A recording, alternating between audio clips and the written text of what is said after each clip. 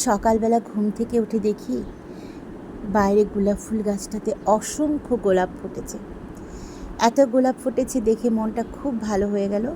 দৌড়ে হাতে নিয়ে আসলাম মোবাইল এবং ভিডিও করলাম। অনেক দিন আপনাদের সঙ্গে কথা হয় না, ভিডিও করা হয় না।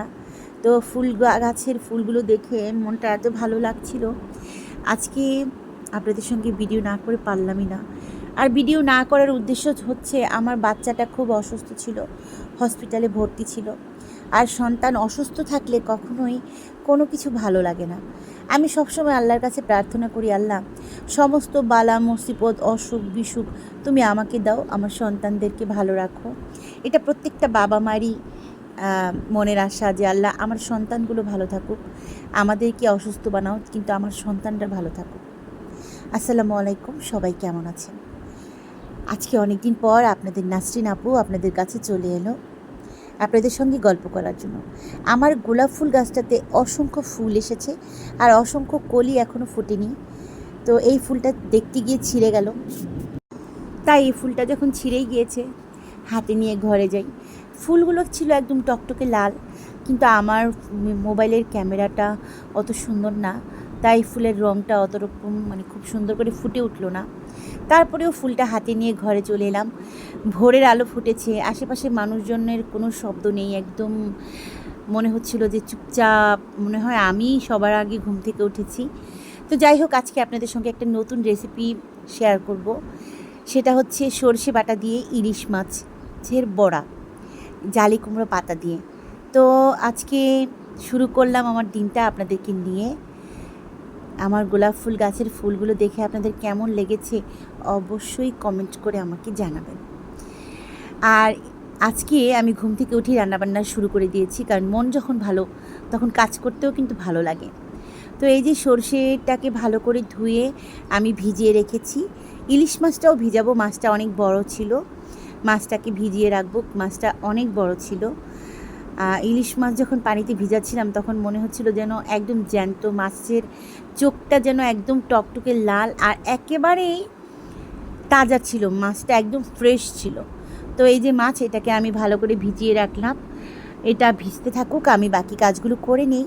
তো এখানে মরিচ, পেঁয়াজ আর রসুন একসঙ্গে একটু ভিজিয়ে রেখেছিলাম। এখন সর্ষে, মরিচ, পেঁয়াজ, রসুন একসঙ্গে বেটে নিব, ব্লেন্ডার করে নিব, কারণ এগুলো পাটায় বেটে নিলে ভালো হয়, কিন্তু আমার পাটায় বাটার ধৈর্য এখন নাই। সকালে ঘুম থেকে উঠে এই ধৈর্যটা আমার হয়নি।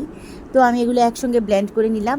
আর এখানে আমি একটু লবণ দিয়ে, সাদা লবণ দিয়ে এটাকে ভালো করে মাখা ঝাঁকা করে নিচ্ছি, কারণ এই মশলাটা এত সুন্দর ঘ্রাণ বের হচ্ছিল যখন মাখছিলাম, আমার কাছে মনে হচ্ছিল যে শুধু শুধু এমনিতে ভাত দিয়ে খাওয়া যাবে, মানুষ সরিষা বাটা খায় না। তো সেই যে মাছটাকে আমি ভালো করে অফ ক্যামেরায় কেটে ধুয়ে পরিষ্কার করে নিয়েছি, আর মশলার সঙ্গে ম্যারিনেট করে রাখবো কিছুক্ষণ।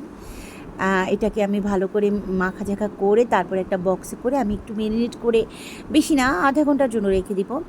আর তার ফাঁকে আমি আমার যেই মেন ইম্পর্টেন্ট জিনিস, পাতা, জালি পাতা, জালি কুমড়ার পাতা দিয়ে এই বড়াটা খুবই মজা। আর এই বড়াটা এই জালি কুমড়া পাতা ছাড়া হবে না। তো এই পাতাগুলো আমি ভালো করে ধুয়ে নিয়েছি, আর এগুলো আমাকে একটা দিদি, তার আমার বাড়ির সামনে স্কুলে যাই, যখন আমার বাচ্চার স্কুলে যাই তখন ওই দিদির বাড়ির সামনে দিয়ে যাই, ওখান থেকে আমি পাতা চেয়ে নিয়ে আসছি। জানেন, গ্রামের মানুষের থেকে শহরের মানুষের মন মানসিকতা ভালো, এই কথাটা সত্যি। কিন্তু গ্রাম থেকে আসাই এই শহরের মানুষগুলো শহরেই খুব ভালো থাকে, গ্রামে গেলে কেমন কিপটি হয়ে যায়।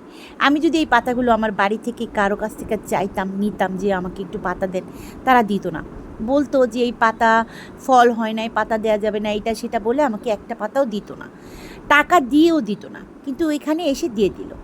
যাই হোক, আমি কিন্তু সবার মতো তুর্কি সোফা কাভার কিনে নিলাম। আমি জীবনে প্রথম অনলাইনে শপিং করলাম। অনলাইনে শপিং করা আমি ভাবছিলাম যে খুব একটা ভালো জিনিস দেয় না, কিন্তু বিশ্বাস করেন আমার ধারণাটা পুরাটাই ভুল ধারণাটা ছিল যে অনলাইনে শপিং করা ভালো না। আমি দেখলাম যে অনলাইনে শপিং করা আসলে খুব ভালো। আমি এই ফেসবুক পেজ থেকে এইটা অর্ডার করেছিলাম, রাবেয়া সুন্দরী আপুর পেজ থেকে। ভাইয়াটা আমার সোফা কাভারটা খুব সুন্দর করে সেটিং করে দিল। এটা ছিল মেরুন লাল। আমি ভাবছিলাম যে ভালো হবে না, কিন্তু এত ভালো হয়েছে। আপনারা অবশ্যই বাসায় এই সোফা কাভার নিশ্চিন্তে নিতে পারবেন রাবেয়া সুন্দরী আপুর পেজ থেকে। আর এই যে সোফা কাভারগুলো এটা সেট করার পর আমি দেখলাম আমার ঘরের সৌন্দর্য দ্বিগুণ বেড়ে গেল। মানে এত ভালো লাগছিল। আর ভাইয়াটাও খুব সুন্দর করে গুছিয়ে নিল। 3টা সোফার কাভার, দামটাও খুব বেশি ছিল না, মাত্র 2850 টাকা ছিল। অনেক ভালো ছিল। মানে আমার মনে হচ্ছিল যে আমার ঘরটা অনেকটা গুছিয়ে গেছে এই কাভারটা লাগানোর পর। তো যাই হোক, আমি এই ফাঁকে আমার কাভার টাভার লাগানো শেষ, ভাইয়া চলে গেল। আমি আমার মাছের বড়াটাকে সর্ষের তেল দিয়ে রান্না করব। আমি একটা প্যানের মধ্যে মানে তাওয়ার মধ্যে সর্ষের তেল দিয়ে দিলাম। এখন আমি সর্ষের তেলের মধ্যেই সেই যে বড়াগুলো বানিয়ে রেখেছি এগুলোকে হালকা আঁচে ভেজে নেব। আসলে তেল খুব একটা দিতে হয় না, এটা ভাপে দিলেও হয়, কিন্তু তেল দিলে এটার মজাটা আলাদা হয়, একটু অন্যরকম স্বাদ লাগে আর কি। তো আপনারা সবাই বাসায় অবশ্যই ট্রাই করে দেখবেন। মাছের বড়া এই গরম গরম ভাতের সঙ্গে, এই উত্তপ্ত গরমে ঝাল যারা পছন্দ করেন, যারা ঝাল লাভার আছেন, তারা অবশ্যই এই মাছের বড়াটা ট্রাই করবেন। আর আমার কিছু বন্ধু আছে যারা ব্যাচেলার, যাদের বউ নাই, বাবা মা অনেক দূরে থাকে, তাদের জন্য বলি, তারা আমার বাসায় চলে আসবা, তোমাদেরকে আমি রান্না করে খাওয়াবো। তোমরা যেহেতু আমার দেবর ভাইয়া, তোমাদেরকে আমি খাওয়াবো, আমার বাসায় তোমাদের জন্য দাওয়াত রইল। আচ্ছা যাই হোক, আমার মাছের বড়ার গন্ধটা এত সুন্দর বেরিয়েছিল, পুরো ঘর ভরে গিয়েছিল। সবাই বাসায় ট্রাই করবে, ভালো থাকবে, সুস্থ থাকবে, আমার বাচ্চাদের জন্য দোয়া করবে। আল্লাহ হাফেজ।